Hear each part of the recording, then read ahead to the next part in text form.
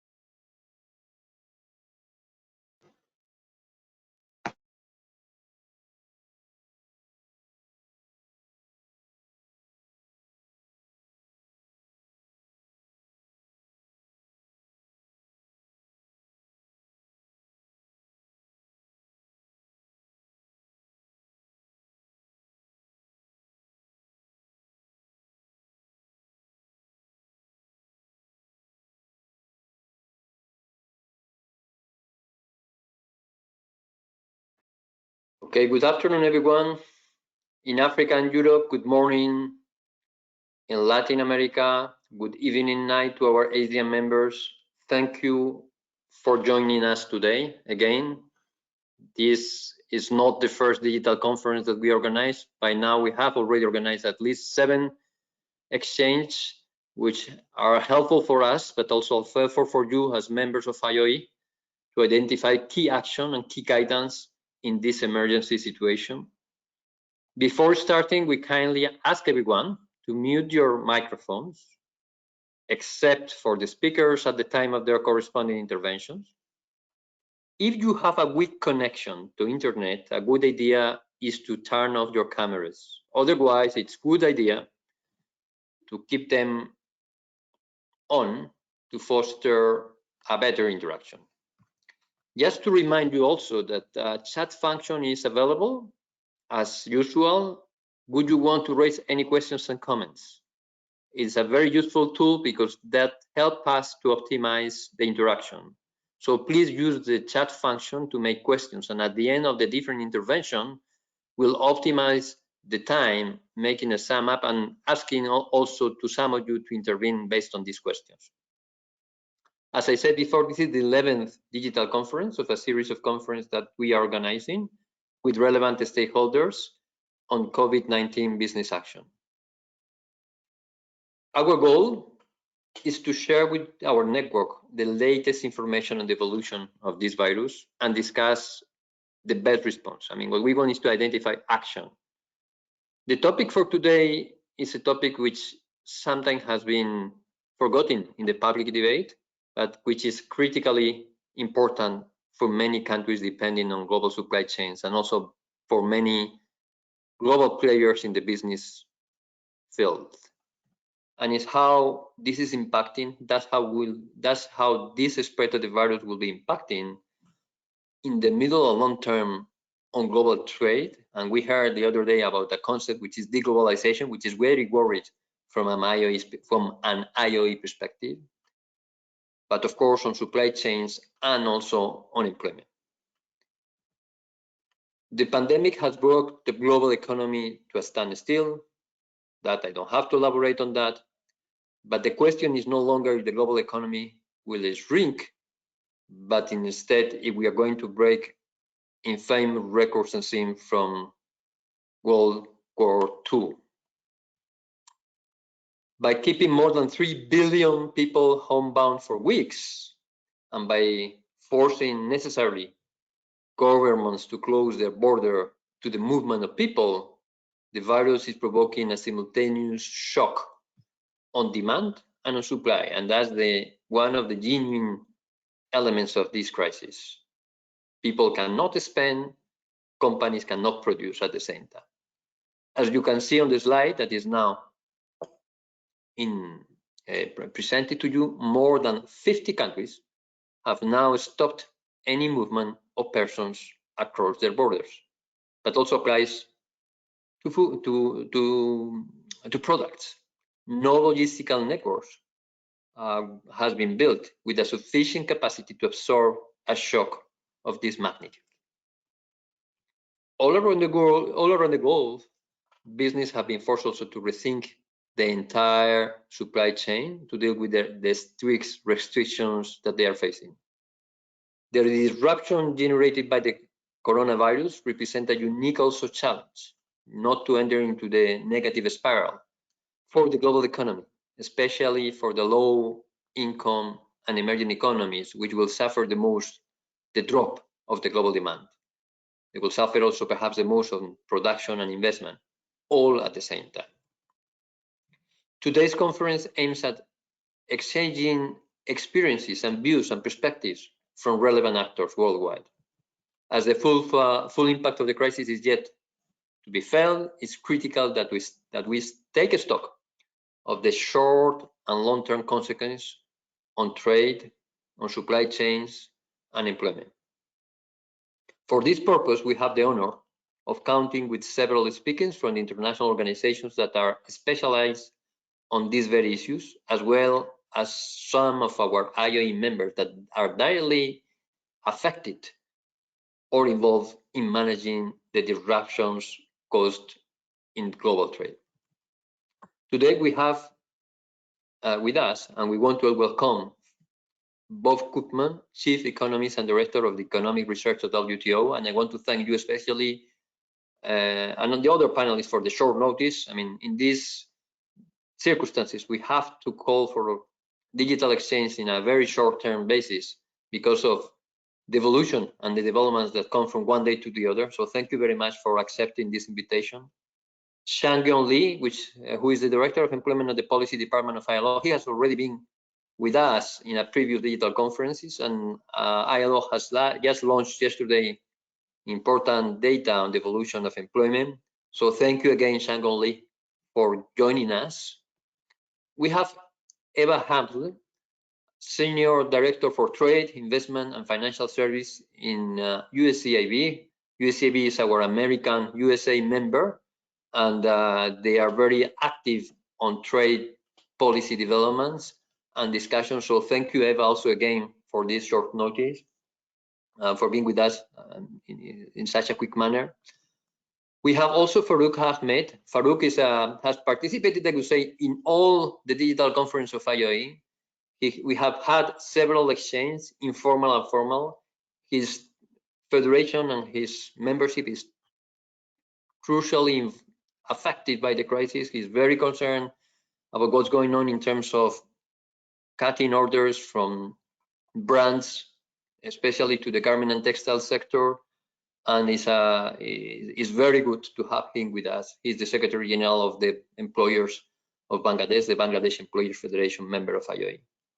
We also have Phil O'Reilly, who is the Manager Director of Iron Duke Partner. But beyond that, he has, of course, been very active with us in many of the IOE discussions, ILO discussion, and also he's the president of one of our partner business association, BIAC, business at the OECD. So thank you, Phil, also for joining us. We will listen to the interventions of our speakers, and then we will dedicate some time to answer the questions via the chat function. I know that Bob has to leave earlier, so we'll give him the floor. Bob, you have the floor. You have 10 minutes. The floor is yours. Thank you so much. Thank you, Roberto. It's a pleasure to be here. And I'm going to run quickly through some slides that I've produced. And then, unfortunately, I'll have to leave as we have our formal launch of our trade forecast today at 3 p.m. So I need to leave by 2:30 to set up for that. So if we could go to the next slide, please. The WTO expects a significant decline in global trade for 2020 and potential for slow recovery in 2021. And that's an emphasis on the potential for slow recovery in 2021. This shock is unlike we've seen in recent history, and I'm sure others have talked about this. The WTO, like other IOs, see a pretty significant decline in GDP. In our trade forecast in a little while, you'll see that we present an optimistic and a pessimistic range. Even the optimistic range is significantly greater than what we saw in the decline in GDP in the great financial crisis. The shock, as you know, is delivered largely by these health policies that are implemented to protect human health. But these policies have created these very large shocks to both supply and demand, and in goods and services, as well as to trade. So our preliminary estimates show that even with effective fiscal policy measures, the ones that we've looked at so far seem to suggest that the downturn in GDP could be offset by up to a third through effective policy measures that we've seen so far. As those policy measures increase, it's possible that they could prevent an even greater downturn and minimize the effect. Now, in the great financial crisis of 2008, the trade drop was 6 times larger than the GDP drop. And if you look at the chart on the right-hand side, you can see a historical plotting, what we call a trade elasticity. That's how much faster, or in some cases, rarely, slower than GDP that trade grew. And you can see that 6.3 in the chart in that upper, just barely over to the right from the middle, 6.3 from the great financial crisis. We're looking at something that's probably more in the range of 2 to 5. It could be as low as 1.5, but as we refined our estimates, we think that the trade response is going to be anywhere from 2 to 5 times greater than the GDP response. The impacts are very widely across countries, and there's a big link to trade, particularly as supply chains are slowed down by restricted movements, air cargo, inspections at the border. Many factors are driving this. It's only sea transport that seems to be doing okay. But a big part of the shock is also in the services sector, non-tradable service sectors. So many large developed rich countries are likely to see bigger shocks to GDP than you might otherwise expect. If we could go to the next slide. This is complex tables, and I won't spend too much time talking about it, but I would ask you to take a look at the chart, the table on the right-hand side, and go down to the bottom, and you'll see a global average percent reduction in labor supply. And so we see, based on our estimates thus far, that there'll be about a little bit less than 4% decline in total labor supply as a result of the COVID shock and the measures we've seen implemented so far. How quick we recover from this and how deep it goes will depend on how long the measures the stay-at-home measures last. But in this chart, you'll see, if any of you have the time or the expertise, you'll see how we went about thinking how to incorporate the COVID shock into our model. We have a range of scenarios depending on how things last. That doesn't show up on that right-hand table. That's just a central estimate for the labor supply shock. And those are estimates that we're going to be refining as we get more information. We're now collaborating with the World Bank, OECD, IMF to think more closely about how we differentiate those shocks across countries. Next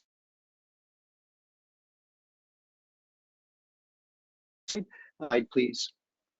If you take a look on, again, that's the change in real exports. Now, this is from one particular model that we use, so the chart on the right-hand side. This is from a large-scale simulation model that in our expert judgment, we believe understates the expected change in trade. And in this case, but you'll see in the different scenarios that trade could decline anywhere from about 8% up to 20%. Actually, in our later estimates, we now have an even greater decline in what we call the worst or pessimistic shape, the L-shaped scenario of over 30%. We don't use this model because this model is very good at looking at the GDP effects and the shocks that we implemented, but we think the trade results are muted, so we used another framework to take the GDP results from here. And then put that into another framework where we think the trade results are better. On the left-hand side, you'll see a trade-weighted average percent increase in ad valorem trade costs. We think as a result of the shock, trade costs are going to go up on average about 3%. However, It varies quite widely depending on the sector. And again, it will also be very sensitive to how long the shock lasts and what kind of measures countries have in place. Next slide, please. These are some preliminary numbers from the US, from Deutsche Bank, that basically says that low wage and less educated workers are getting hit harder. So there's going to be a fairly significant aftershock, I think, around inequality as a result of the COVID shock, and governments are going to have to pay attention to that. Next slide, please. We have a website that you can go to. You'll see the link in the bottom right-hand side where we report confirmed COVID-19 trade-related measures.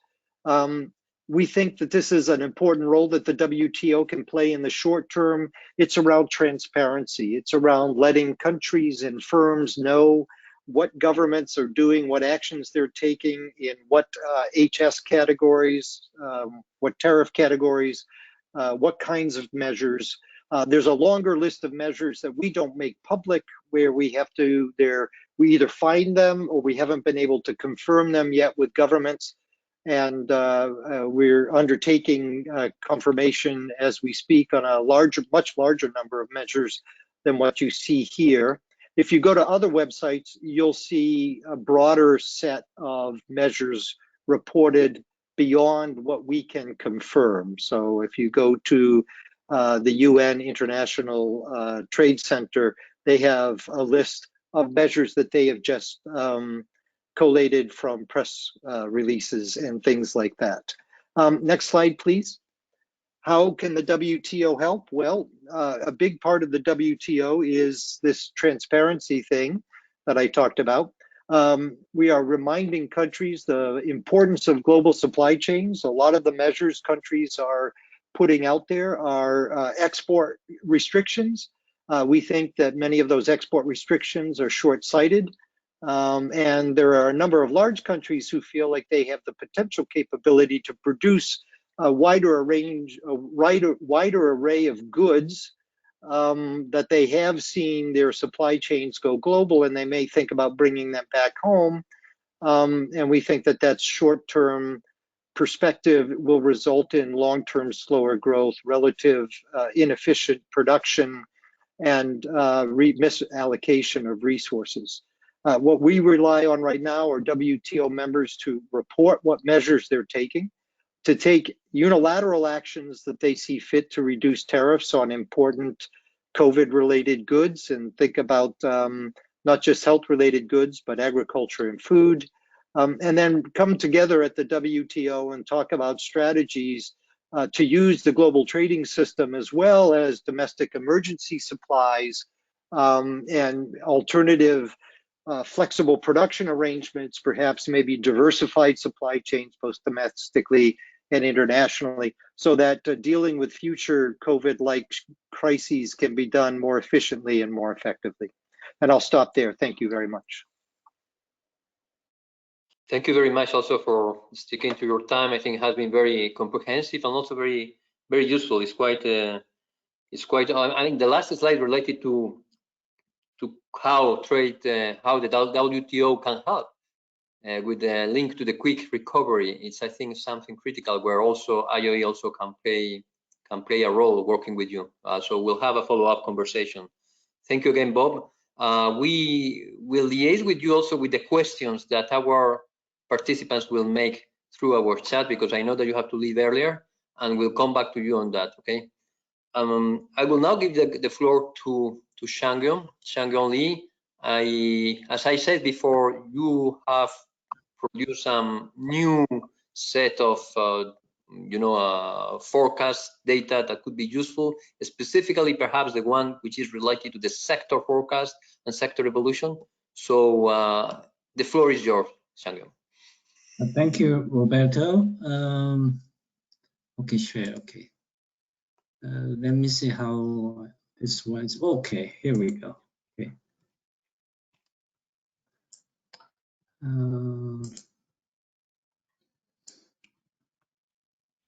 Oops. Okay. Good. Okay. Let me see. Oh. Okay, thank you very much, actually, for inviting me again.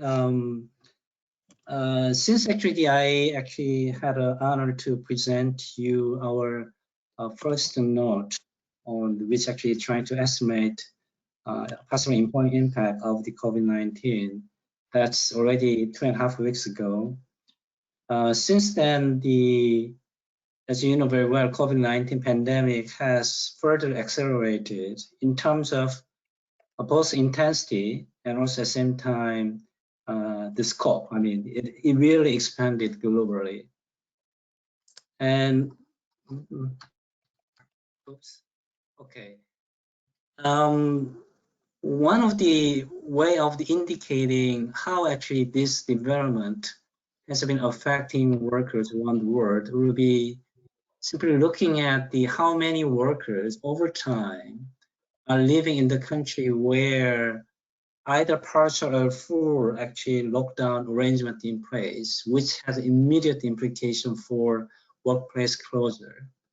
As you can see, as early as March, you can see a big rise in the number in proportion of the workers who are living in under the full-time and the full or the mandatory and also the recommended the lockdown arrangement. The number increased very rapidly. So as of the 1st April, we estimate about the 4 out of 5 people, in other words, 80% of the global workforce are now living in the condition with the mandatory or the recommended lockdown. So what does that all mean? Actually, there's probably people who actually attended our previous actually webinar. We actually presented some figures. It's around the 25 million additional unemployment in the year of the 2020.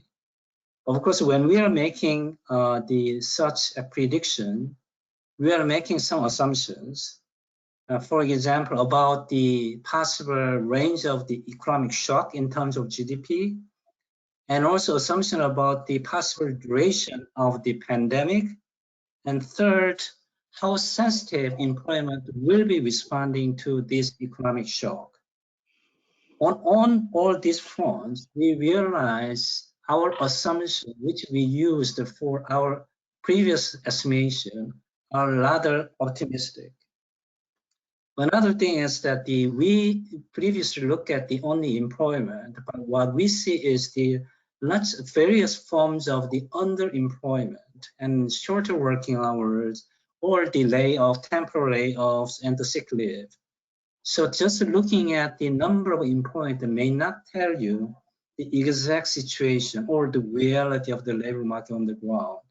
That's why we decided to look at the working time and also focusing on rather short term rather than looking ahead the whole year. So for that reason, we are actually looking, examining possible impacts of the COVID-19 in the second quarter, looking at working hours. And of course, there are lots of problems with the data, and we're trying to be creative.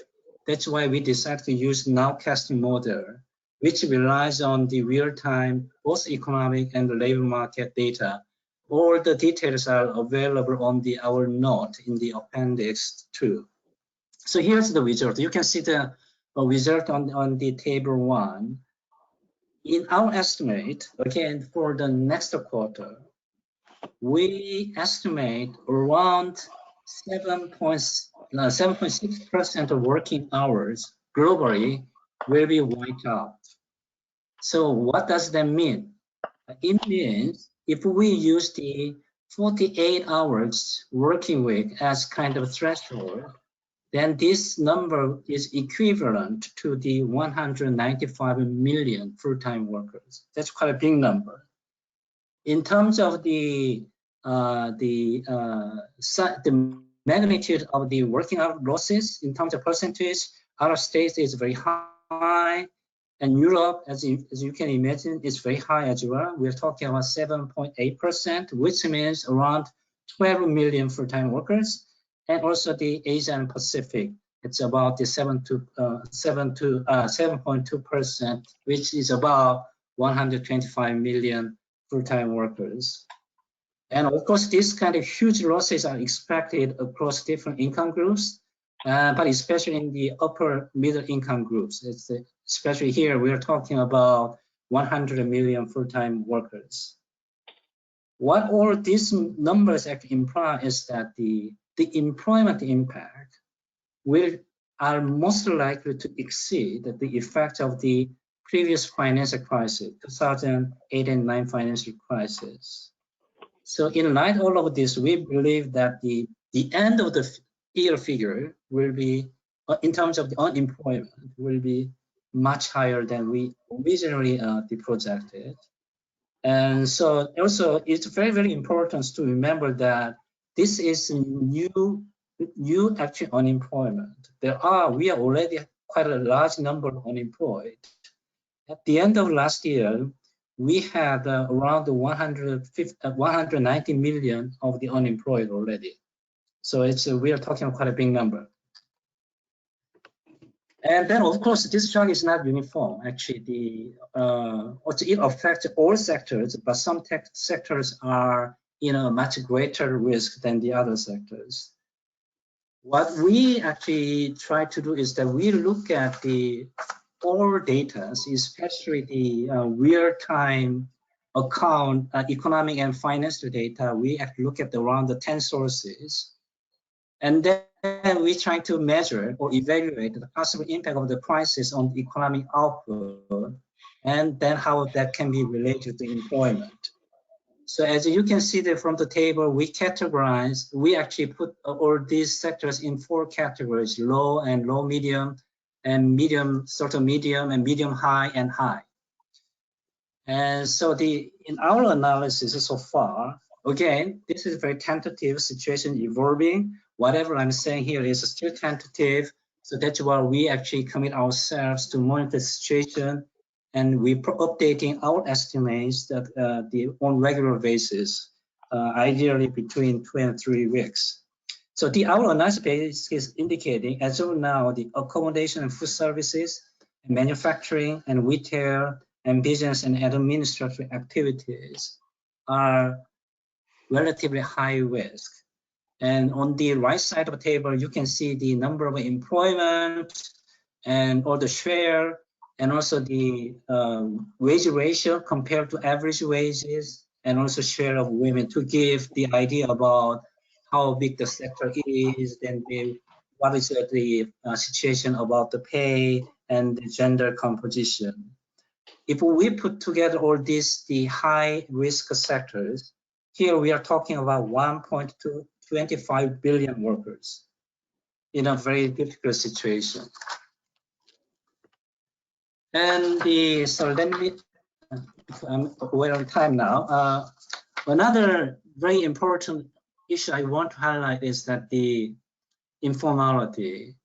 It is a situation that's very tough already in advanced countries, but it will be much harder in the developing countries, especially low-income countries, where we have massive presence of the informal workers.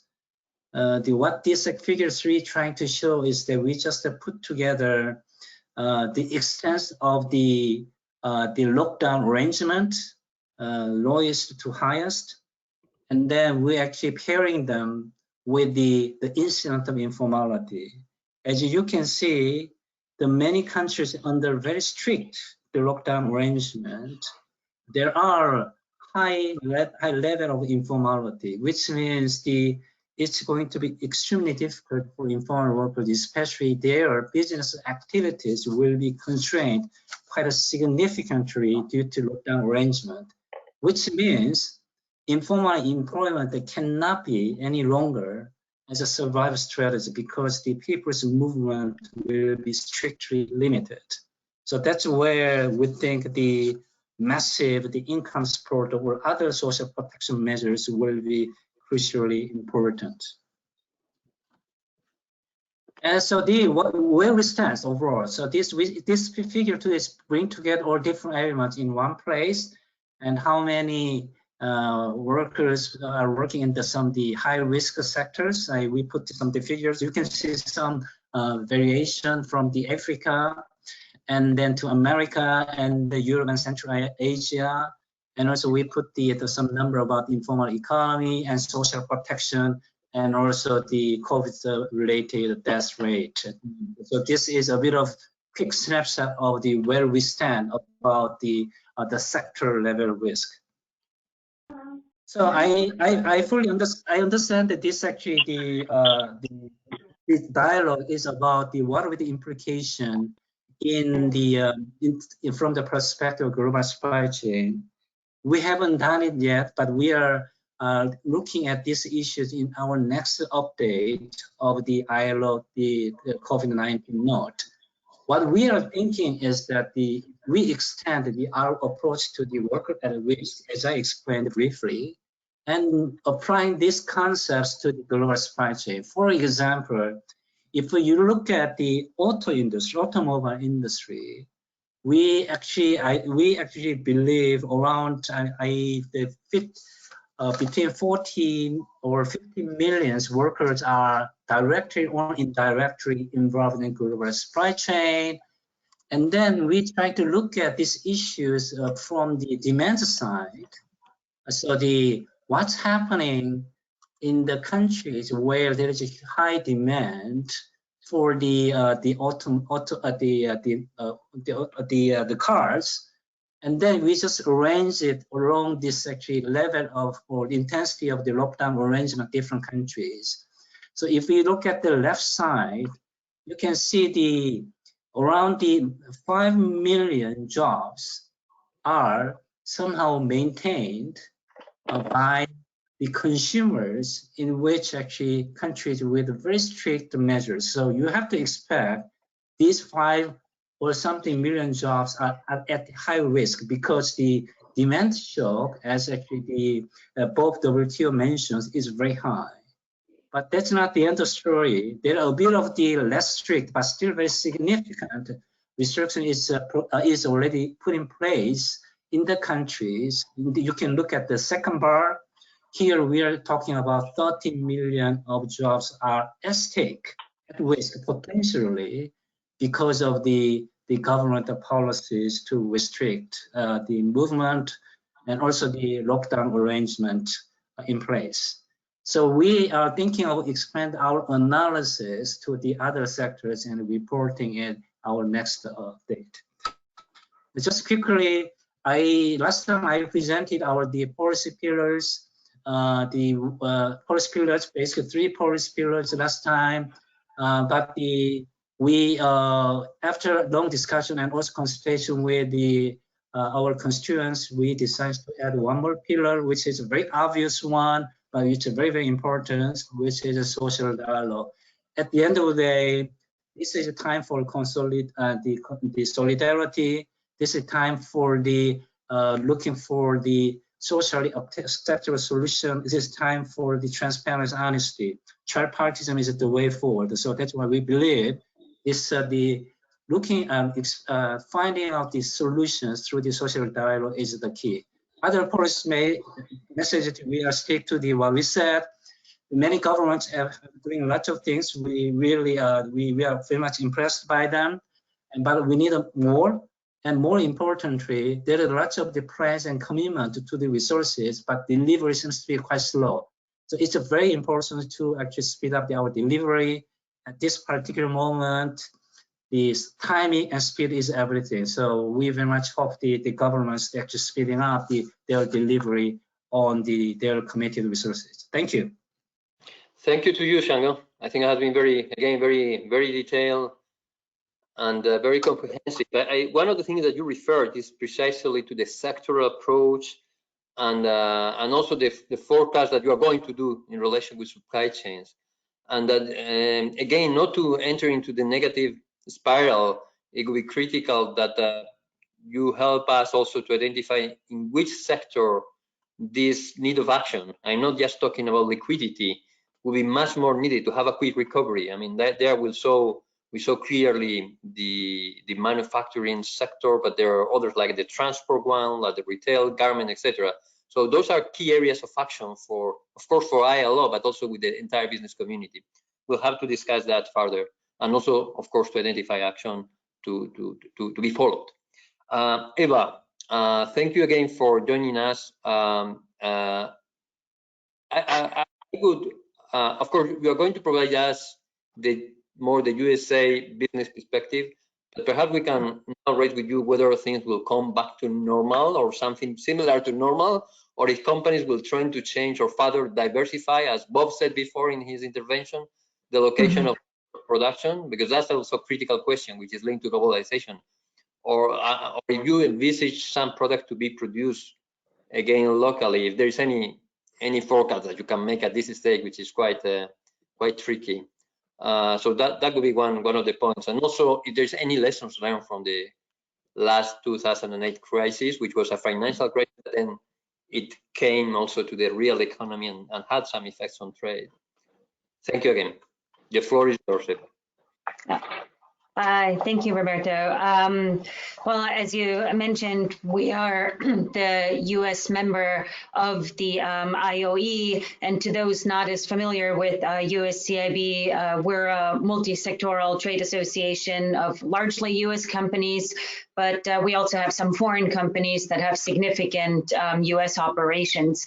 And in addition to our affiliation with the IOE, we're also the U.S. affiliate to the Business and Industry Advisory Committee to the OECD, as well as the International Chamber of Commerce. So with those affiliations, we do a good amount of work with in the global network of organizations. This, as was already mentioned several times now, but this is a critical time for companies. All of our companies are global. They're in the process of reevaluating their supply chains.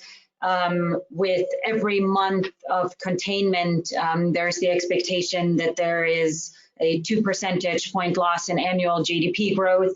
And the implications for global value chains may last well after this acute crisis has passed.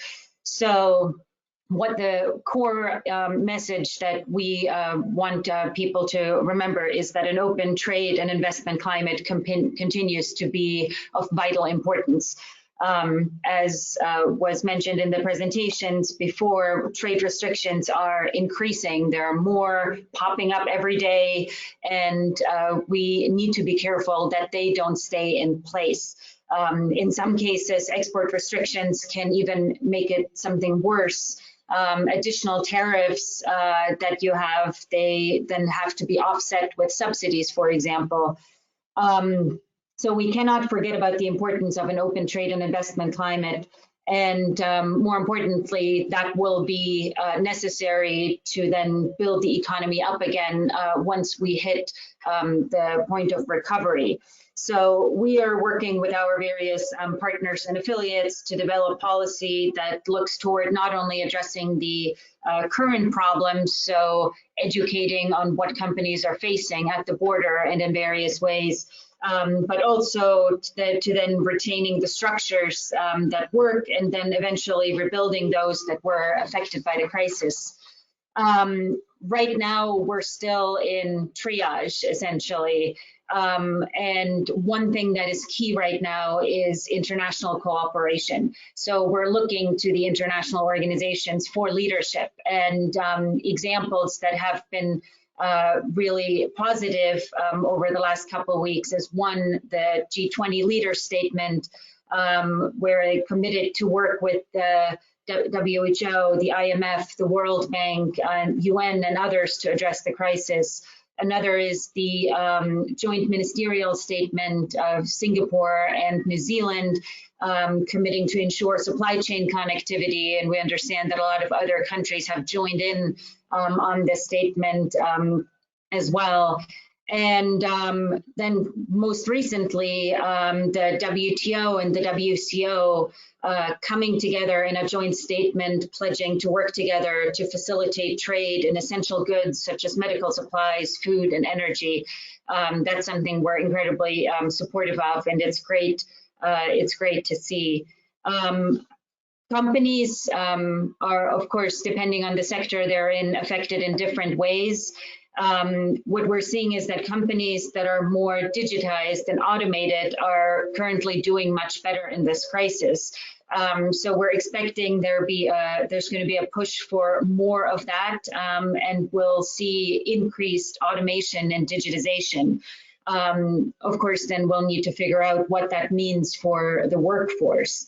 Other changes that we're seeing as we're all on this virtual conference is that a lot of more people are working from home, and as more businesses remain online, potentially a competitive advantage will likely shift away from perhaps geographic proximity to more compatible regulatory approaches. So that is something that could shift the landscape. Then the question, of course, is what will these changes remain? What will be permanent? What will go back in a way after the immediate crisis? And what we'll have to see is which parts are the medical emergency and which parts are production efficiencies. So as companies are reevaluating their supply chains, to what extent are they adapting to perhaps something where they are seeing certain efficiencies in doing things differently, or some other areas where changes may be temporary, like car companies making ventilators or cosmetics companies making hand sanitizer.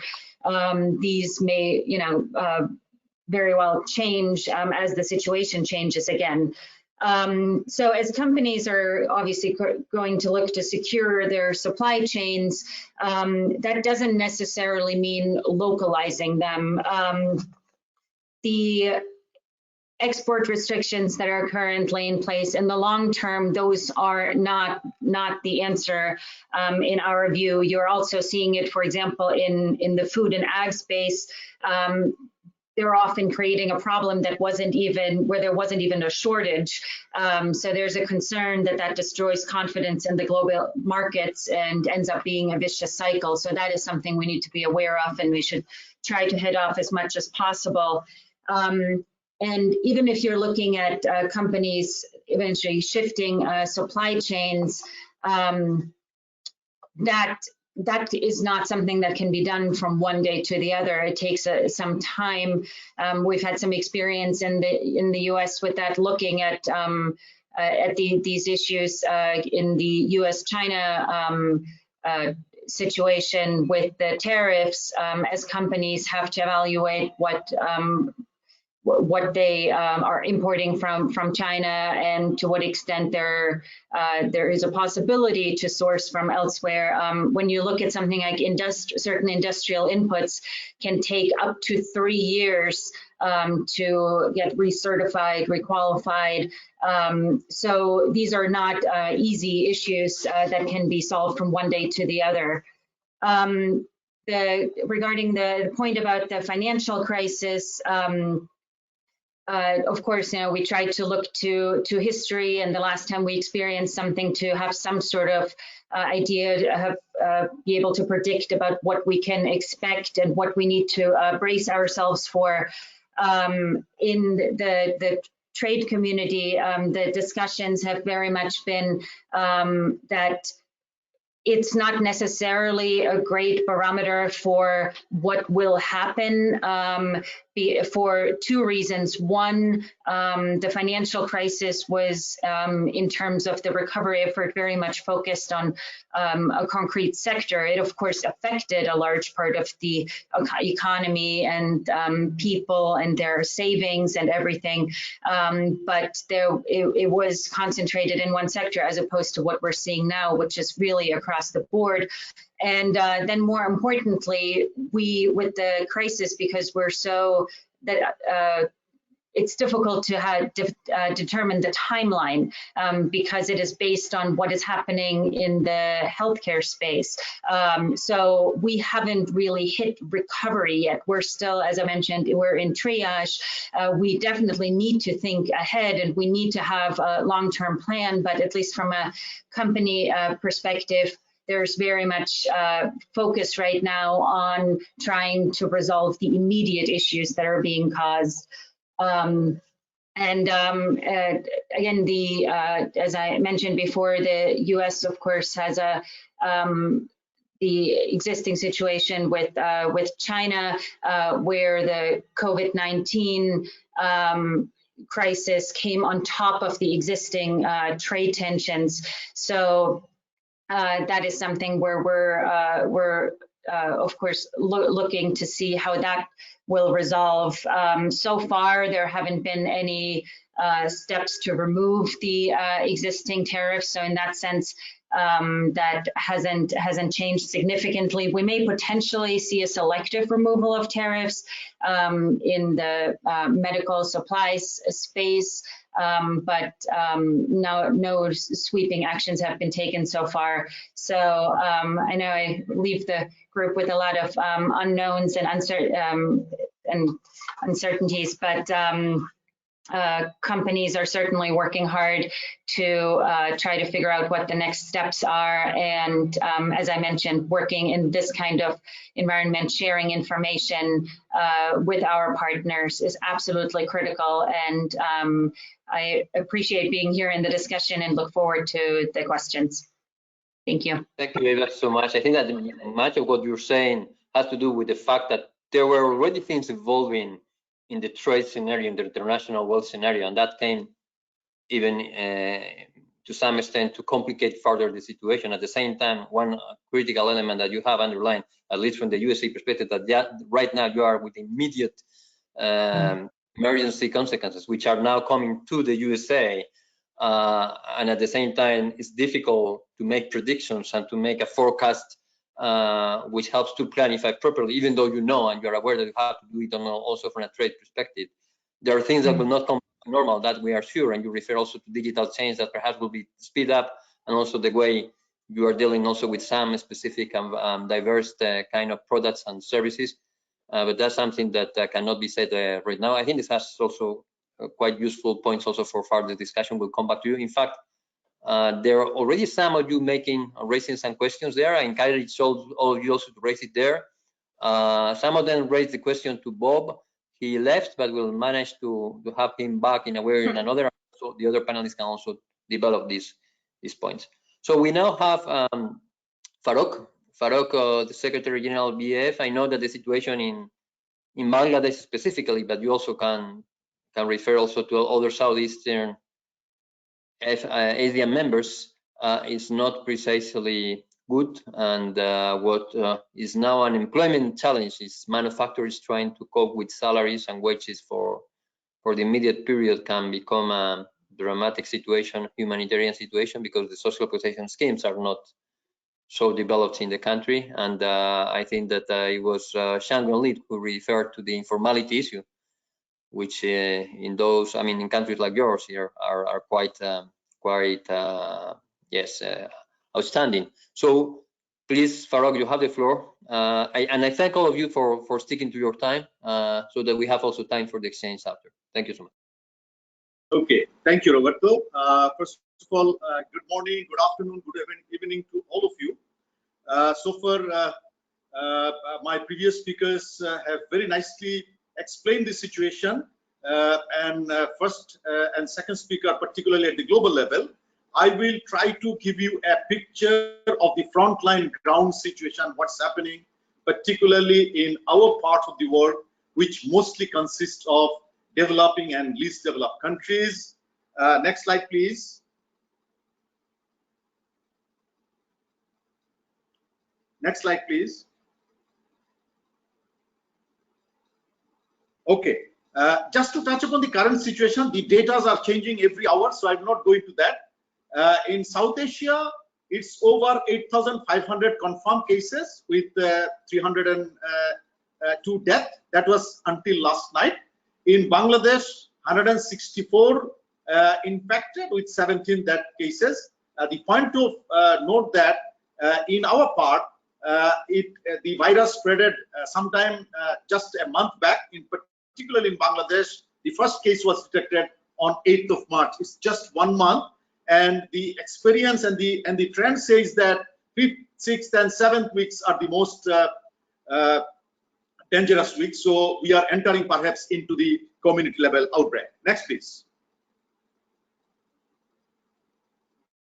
Okay. Now, in terms of impact on the trade and employment, I would just very quickly would like to give you a macroeconomic perspective of Bangladesh and the region itself. Bangladesh is a country developing economy with high potential growth, 8% growth, and we had roughly trade about $100 billion, of which 44 billion export and 56 billion import. Our major export destination, USA, Europe, Canada, Japan, Australia, and other Asian countries. In total, we export to over 173 countries. Major import from China, India, Europe, USA, and other countries. Major exportable, ready-made garments, textile, leather goods, frozen food, jute products, other consumer goods, vegetables, agricultural products. And Bangladesh is the second largest RMG exporter in the world after China. And major importables, naturally, cotton, fabric, chemicals, fuels, machineries. As I already mentioned, we have a big stake in the global supply chain, particularly in the ready-made garment sector. And we have 66 million workforce, of which 57 million, 87% falls in the informal sector.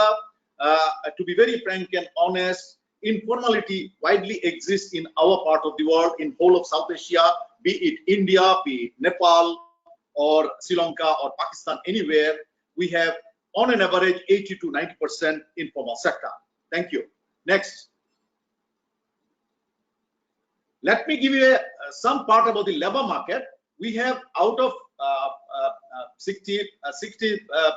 6 million, about 11 million are in the formal sector, and rest are in the informal sector, of which 2.5 million are in the ready-made garment sector. And we have 1.1 million migrant workers. They earn about $18 billion per annum. And unfortunately, after the COVID spread, about 0.25 million workers returned to the country. Next. Okay. In terms of impact assessment, I try to handle the issue from three different perspectives. One is the trade, particularly export and import. Next is the domestic demand and consumption, and third is the foreign remittance. Bangladesh or any other countries in South Asia, we are in basically a triangular trap. Next.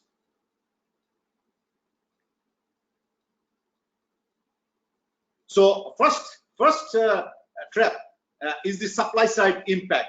When Corona first impacted in China, the supply of raw materials grossly affected our subsequent manufacturing sector and export to other countries. Only in alone Bangladesh, we suffered about $3 billion due to supply side impact. Around 3.3% of the intermediate goods and 13.2% of the capital goods import declined during January to mid-March because of the impact of the Corona. Then comes the second trap, is the demand side impact. When Corona was contained in China and the supply chain started restoring, then the deadly virus spread in USA, EU, Japan, Korea, and other major economic destinations. And subsequently, we couldn't be able to send our exports, and there has been a very irresponsible gesture from our major buyers, confirmed order cancellation or withhold. As of 6th of April, total 1,150 factories cancelling about order of $3.04 billion. and that affected 2.19 million workers. And in addition, the consequential impact had been in hotel, airlines, and tourism industry because of the demand side shock. Next, please. Our major buyers, basically H&M, Inditex, C&M, Mars, Zara, Primark, Walmart, PVH, Lipa, they cover almost 71.2% of the global apparel import. And they only source from Bangladesh about 34 billion worth of garments. In the leather sector, Clark, Aldo, Picard, Fisher Footwear, Sperry, Mimco, H&M, they are the major brands that they source from Bangladesh, about $1 billion. And order cancelled or suspended until 6th of April is on the RMG sector, it's about $3.04 billion. And in some other sector, on an average, 10 to 50% of the order cancelled or withheld until July 2020. And now the buyers are also pressurizing to give a discount, which ranges from 10 to 30%, and also asking for credit for as long as 200 days. On the frozen food sector, we have by now received cancellation order of $46.9 million US. In Bangladesh, on an average, we are losing 100 millions per day from our trade, and estimated job loss is about 5 to 6 million in the labor market, and particularly small businesses, self-entrepreneur, approximately about 2.5 million micro and family businesses will be totally wiped out according to our assessment. Next, please. Impact on the domestic consumption. The countrywide holiday, which is similar to almost lockdown, started from 26th of March and it will continue until 14th of April. Everything is closed, only very limited movement of transportation, and other than medicine shop, other than hospitals, other than emergency healthcare centers, everything is closed. And it's impacting particularly all sectors, and with special devastation to the informal economy. Like, for example, I have just given a few examples. Flower growers, we have hundreds of flower growers, and you know, flower cannot be kept for a prolonged period. It needs to be plucked within 2 to 3 days time. And we saw in the TV hundreds of thousands of flower growers, they are plucking the flowers and throwing away. Similarly, we have hundreds of family business in terms of dairy milk producers. They produce milk. What do? They throw it on the ground. They don't have any demand for selling those milks. So, and no borders in the hotels also. One of my BEF members the other day mentioned, out of one of his hotel, out of 140 rooms, only there were 5 borders. How the hotel can continue? No restaurant open. And you know, we have, in terms of domestic demand, we have 2 very great festivals. One is 14th April, that is Bangla New Year. It's like Chinese New Year, where billions of dollars worth of revenue is being earned through buying and selling. Another one is coming in May, that is Muslim festival Eid, where another few $1 billion worth of revenue earnings that comes up for the domestic producers and consumers. And government has already declared there will be no celebration on those special occasions. So you can imagine it comes around $7 to $8 billion of domestic consumption. On the employment side, as I have already mentioned, I will not go into details. As I have already mentioned, that there has been almost 4 to 5 million job loss will be occurred as we are expecting. In addition, there are as many as 600,000. Yeah, just 30 seconds. 30 seconds. We have 600,000 IT experts who are freelancers working in the supply chain. They are now no job. And finally, next please. Next please. In the foreign remittance, see, there has been 12% decline in the remittance in only March 20, and we have 800,000 workers now currently abroad but getting salary pay cut. So there will be drastic fall in the remittance also. Next please. Next please. The my aspiration is to help each other through IOE and through other global partners. We want that necessary support to be rendered to our part of the world, which consists of mainly developing and least developed countries, and we have huge informality. So we need greater support and bigger help from your side. Thank you. Thank you, Farooq. I think that you have given us some striking figures in terms of employment, but also SMEs and self-employees that are now at risk. Okay, so that also is helpful to move forward also with some concrete action, joint action. Okay, Phil, I don't know if you can hear us. It would be great. Yes, I can, mate. Based on your expertise, but also on your role. Okay. So well, thanks very much. Thanks very much, Roberto. Can you all hear me? And thank you for being so late, because that's also important in New Zealand. That's okay. It's okay. I'm very pleased to be here.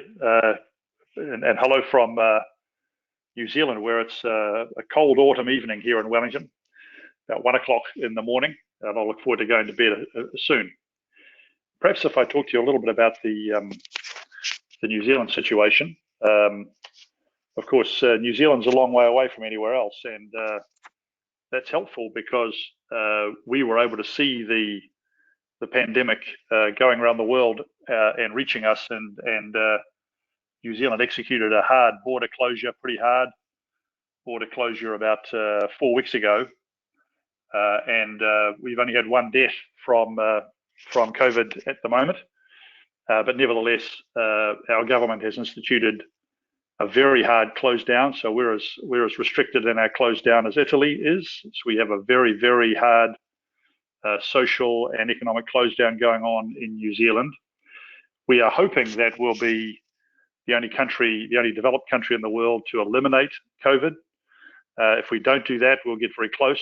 We've only had 50 new infections today, for example, for a total of about 1,000 in our country, for a total population of 5 million.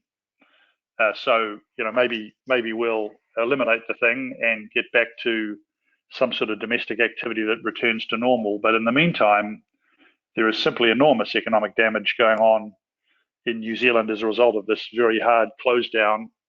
Just to give you some examples, tourism is about 12% of our economy. That is now completely closed. They have not had a single dollar into the tourism sector for the last 2 weeks. And of course, international tourism will not return for many months, given the hard border closure that New Zealand has. And if you're going across the border now in New Zealand, you're going to be quarantined, for example. So it's entirely likely that our international tourism will be stopped for a year. That's 12% of our economy, just to give you some idea. Food is another big part of our economy, of course, food and goods.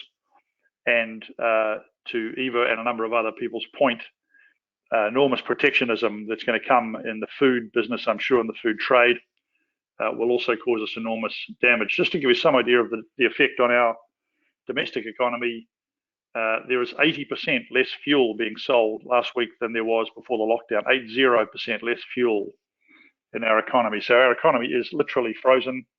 If I was to drive my car around the block as I leave this meeting, I'll be arrested and put in jail. Pretty serious stuff. So there's enormous economic damage going on. So if you think about the trade perspective from our perspective as a small, isolated economy, heavily dependent on global trade, we were in the middle of a crisis before this started. Of course, we were at a crisis of the WTO and of the global trading rules, and a crisis in our mind of increased protectionism and nationalism. And of course, that's just ramped up in a huge way. And if we think about actions that we might take as a group with the IOE and with business at OECD, I'd hope that we should push hard back at that, and I'll come back to that in a second or two. As a small isolated economy, what we're really facing right now is a struggle about getting our goods to market. Our air freight, of course, is frozen as well because no airlines are flying to New Zealand anymore. And the only airline flying out of New Zealand is our own national airline, Air New Zealand. And they're only flying air freight, they're not flying passengers. And they're only flying air freight because of subsidies from our government, emergency assistance from our government. And they're only flying to a very limited number of cities like Shanghai, the US West Coast, and a few others, literally 5 or 6 cities in the world. So air freight is in complete crisis. And sea freight, while still operating okay, is shrinking because of issues around the global reduction in freight and trade, as you've heard from the WTO. So we've already had threats from one very large sea freight business to abandon the New Zealand route. Now, the challenge with all of that is that if you think about, for example, the seafood sector in New Zealand, fish, live crayfish and so on, scampi, we would normally have been selling that live into China and into North Asia more generally on a regular air freight. Of course, we can't do that now. So in fact, what it's forcing us to do from a trade perspective is not just do less of it, but also to lower the value of it. So we can no longer send live seafood into those markets. We have to freeze it first, and that's a much less value product. So not only is the trade less, and it's more expensive because we simply don't have the competition anymore at the moment, but also it's lower value, which is having all sorts of impacts on our income from trade. It's fair to say some trade is relatively unaffected. So our dairy products and our kiwi fruit, we're in the middle of our kiwi fruit season. For those of you who like our New Zealand kiwi fruit, that's still getting away. I was just talking to one of the ports this morning. That's still getting away in reasonable numbers without too much impact so far. But what you can see is because of the crunching down for a small isolated economy of the planes and the ships that take our product offshore, that's really going to have a very strong impact into our capacity to export goods and so on. And of course, if you think about the growing level of nationalism and protectionism that's really going very, very strongly at the moment, you're going to see that will play out particularly in the food trade, which is where often there is nationalism and protectionism more than most others. You can see that really playing out in the food space, no question about that. So we're really facing some challenges in New Zealand, despite the fact, as I say, that COVID really hasn't impacted us very much, more the public health activity that the government has carried on, I think correctly, as a matter of fact, to try to protect us from it. So what should we do about that? And I was really going to try to get some people thinking about the conversation that we might have. What should we do as a collective of businesses and business organizations about that? I've got a few ideas about what we might do. Firstly, I think we should really be working closely with international airlines and the airline authorities and our governments about trying to reinstitute international air travel as quickly as possible. That's because people-to-people movement matters. Critical business activities matter in the context of air travel, and of course, in the belly of all of those planes, you're going to carry freight. You're going to carry high-value freight, goods to market. So the first thing we should be doing, I think, is really working hard with the airlines about what it would take to get some form of air travel going again, particularly to isolated economies like New Zealand and much of Asia. Second point is about the sea trade. You'd hope that we could work with the sea trade, the mariners and so on, to encourage a return to normal trade routes as much as we can. The third point, and I've been making this point just publicly today to a New Zealand Select Committee looking at these matters, is we should concentrate on small business growth in our economies. Now, if we think about the unemployment event that's occurring right now, right throughout our economies, the New Zealand unemployment rate's currently about 4%.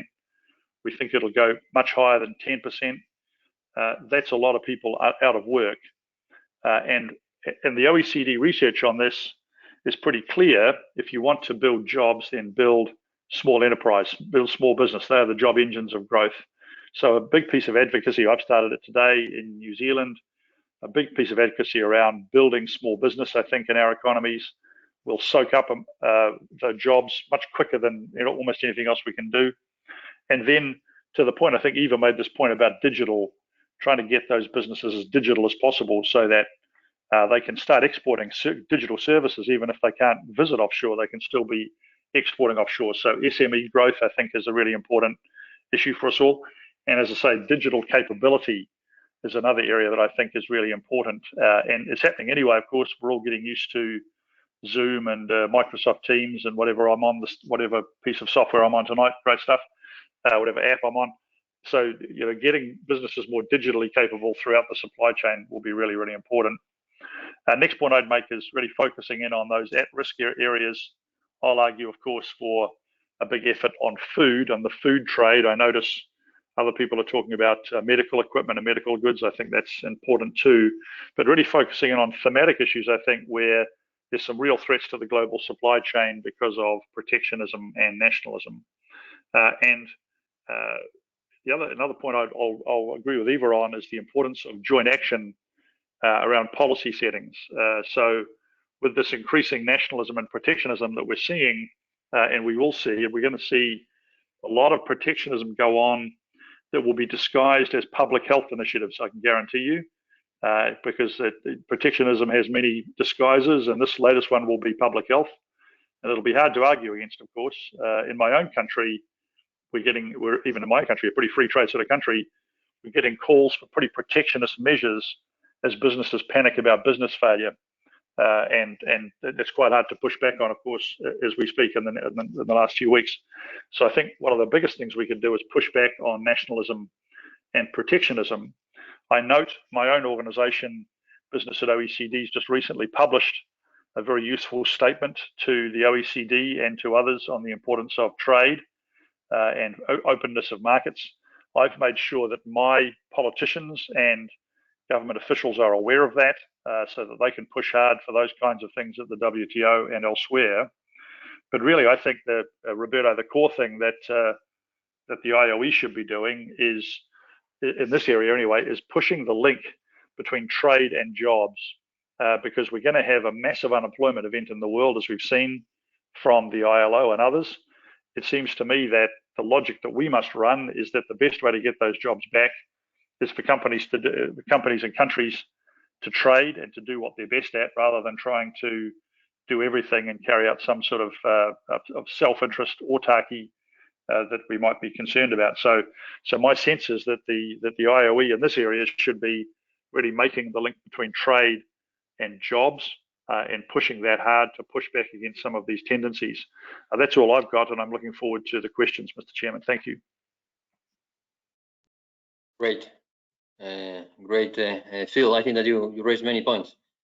I have to say, just to put a little bit of sense of humor in the dramatic situation, is that one of the points that you raised related to kiwis was also raised by some of the participants that you can see in the panel asking for some kiwis right now.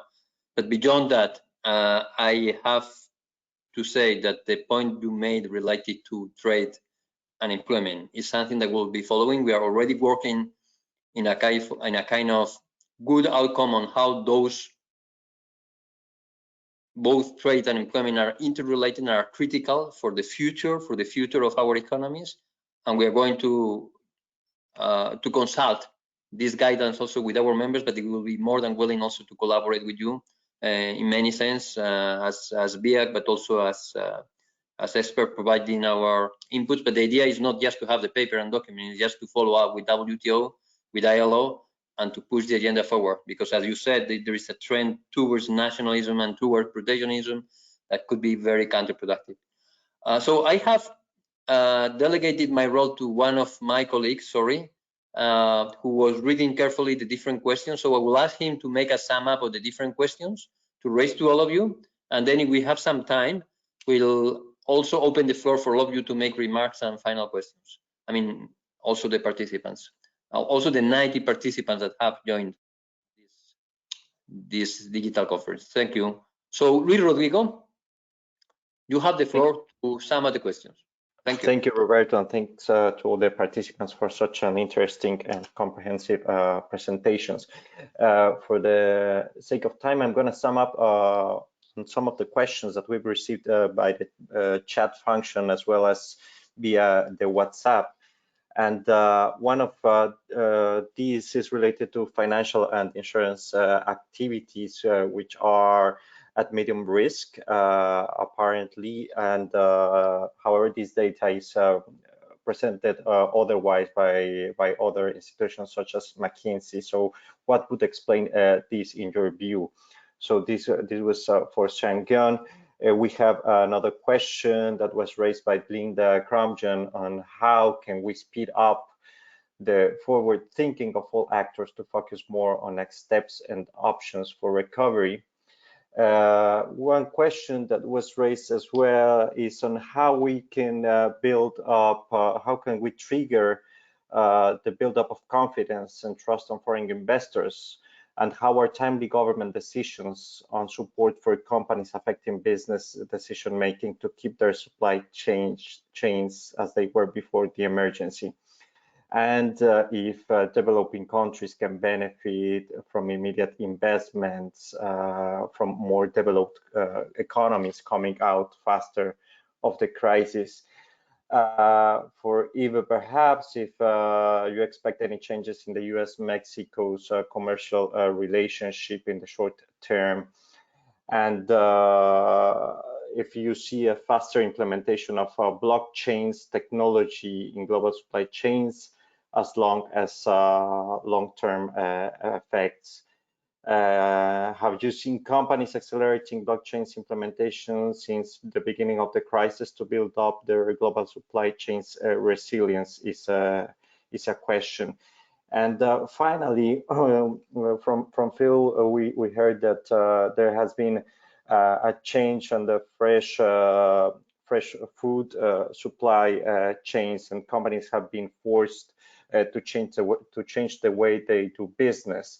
So is this likely to remain? Are we talking just about an emergency measure, or are we finding new lines of business that will remain for the future? So with that, I pass the floor to the speakers to respond to the questions. Thank you, Roberto. Okay, so we start perhaps with Sangheon, and then we go to all of you.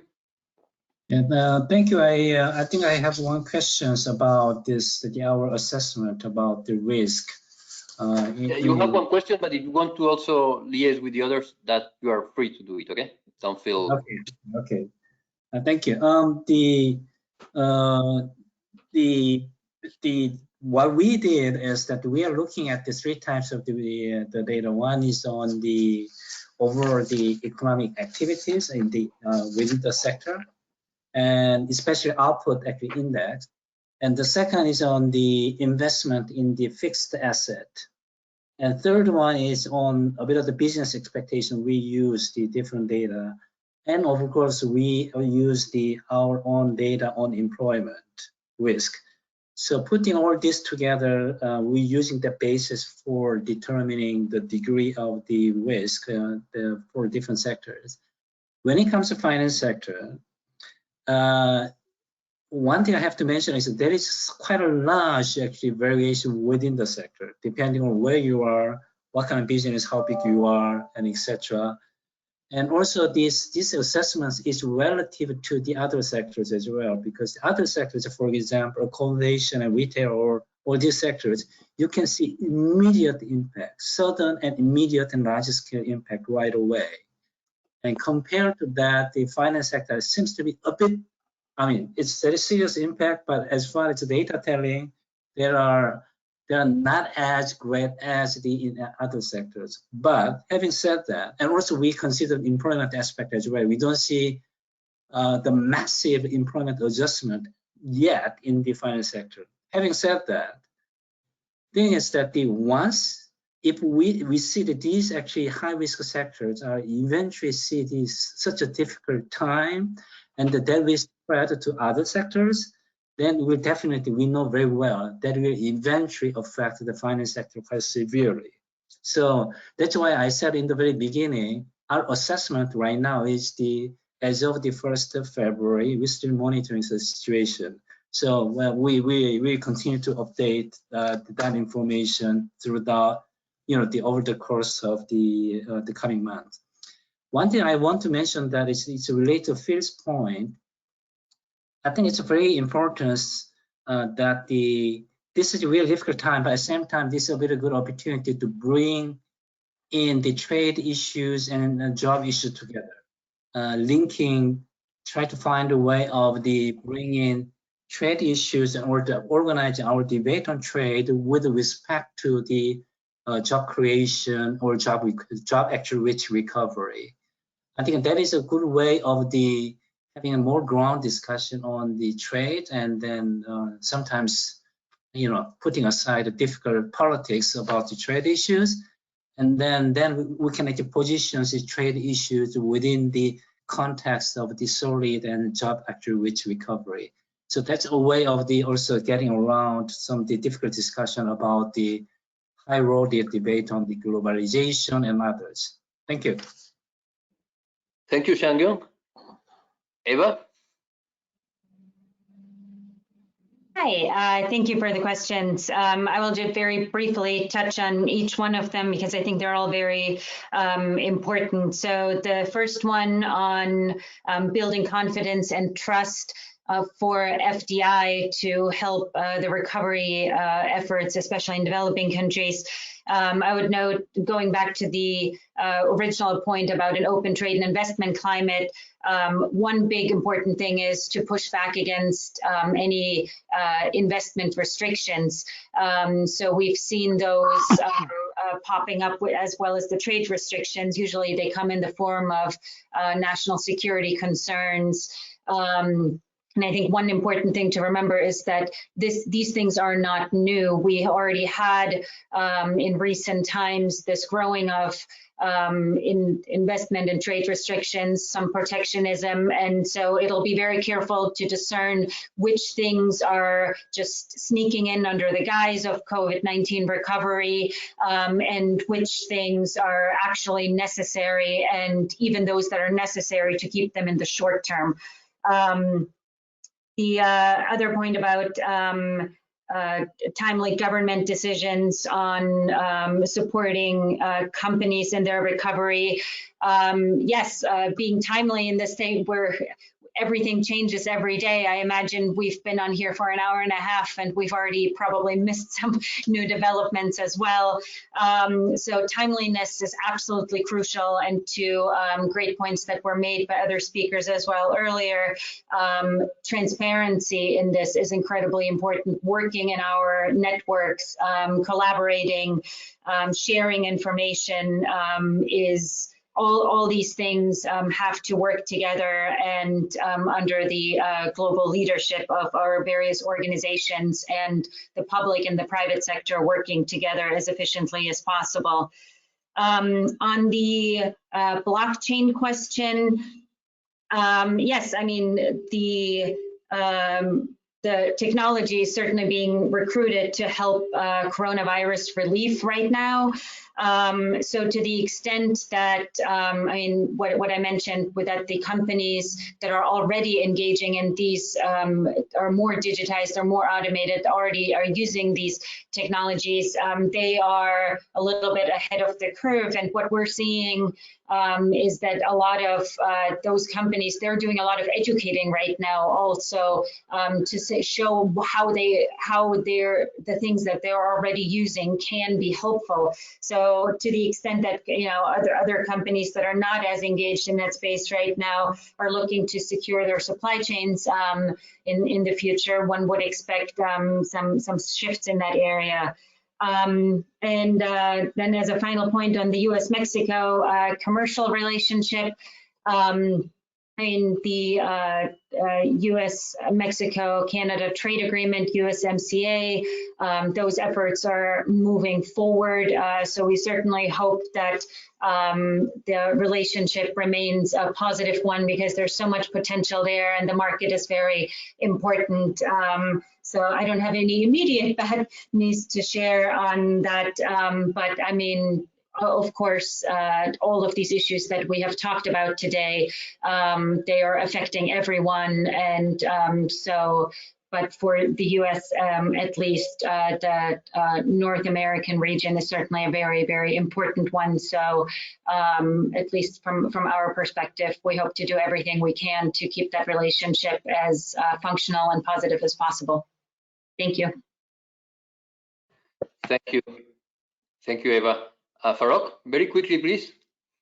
Yeah, thank you, Roberto. I was just comparing, while preparing my presentation, I was just going through last couple of days and trying to compare the previous two crises. One is in 1929, the Great Depression, and the other one is global financial crisis in 2008 with the current one. Those two crises, it happened only primarily in United States with only one product. This time, the COVID is over 108 countries, and each and every country is directly affected. So the magnitude is absolutely extremely severe, and our only way to come out of this crisis is through collaboration, through cooperation. And the richer countries, the global stronger economies must come forward to help all other relatively economically weaker countries to be helped. Thank you. Thank you so much. Phil. Well, thanks very much. Just to give you some specific answers to some of the questions that have been asked, and then if I give you some what I hope would be some hopeful thoughts for the future.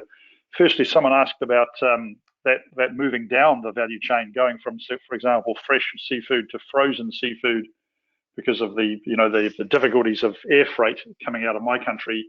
Those kinds of issues will, of course, be resolved over time. I mean, I absolutely believe in the entrepreneurship and creativity of businesses, including in New Zealand. So they'll find a way around, but it's going to take a while. And I mean, in the way through, of course, you're going to get damage done to those incomes and to the families of the people who are employed there.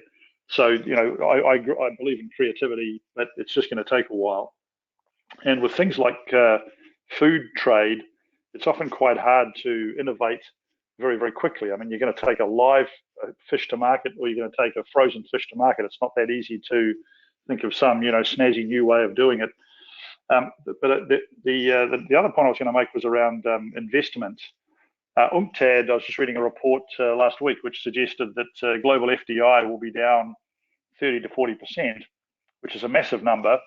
And the way we're thinking about that in New Zealand, certainly with my business and my clients, is there'll always still be a home for investors. There is money around, and there always will be. And so it's going to be really important that each country really thinks about its competitive advantage with regard to FDI. With our country, it's lack of corruption, ease of doing business, solid democratic principles, all that sort of thing. With other countries, it'll be other things. But I think each country needs to double down on what its competitive advantage is to attract that FDI, because even though the FDI is down, there's still quite a lot of it that'll be available for us. So I'm reasonably hopeful about that. But the thing I'm most hopeful about is business leadership around next steps and recovery. And Ton Schoenmakers makes a good point in the vox pop and the screen about those who don't believe in capitalism have found another good reason not to believe in capitalism, right, Tom? And so to some extent, those who've got something to an axe to grind, a complaint to make, are going to say, see, I told you, my axe was right. I've told you, whatever my sort of line is, whatever my ideology is, they'll become more ground into it. And certainly in my country, how that's playing out with a pretty left-wing government in my country, that's playing out as big government. Government's going to solve everything. The private sector can just stay to one side. Government will spend a lot of money, and government will start taking over businesses, and we'll all be good. And what I'm trying to do in New Zealand, and I hope we'll do this globally, is really push back on that. And this goes to Linda's question about what the next steps are and what recovery looks like. What I'm trying to do in New Zealand, I was just doing this today, and we're really pushing hard on it, is to say, we now need to think about recovery. We are in the middle of the dark time. Of course we are. We're all locked down. But in a few weeks' time, in a few months' time, we won't be. And how are we going to get out of that? How are we going to move back to recovery? And I think we need to push very, very hard and very publicly about the central role of business, the central role of the private sector in doing that, and push back hard against those who say government can do it or others can do it or we can't trust business. Now's the very time for us to push hard. And what I'm doing in New Zealand is working really hard on pushing small business, because that's a pretty uncontroversial thing to push in any economy. Everybody loves small business. But the idea of actively and positively putting the private sector at the core of recovery, because we can employ people, we pay the taxes, we do the trade, is a really important point. So now's the time for us to step forward. Otherwise, others will step into the breach and say it's about us and not about business. So I think we've got a great opportunity to push forward and seize the recovery story that is only really a few weeks and months away. Thank you. I think your last point can help us also to look forward. I mean, as you said, the narrative for not questioning just the globalization or global integration, global trade integration or global supply chains, but also to question the system, the capitalist system itself and the functioning of labor market is there. So beyond activities or joint action that we push in order to have trade back, at least to some extent, there is also the narrative, the value of business linked to this idea of creativity. You will never have creativity, you will never have innovation if the individual is not free also to have an entrepreneurship. That's something that people need to understand. We'll push hard on that, at least IOE, and I hope that other partners, business partners also will join also in the same direction. Thank you to all of you, and thank you also for all that have actively participated in a way or in another. And we'll keep going. We'll make a sum up also of this meeting and with some follow-up action from our side.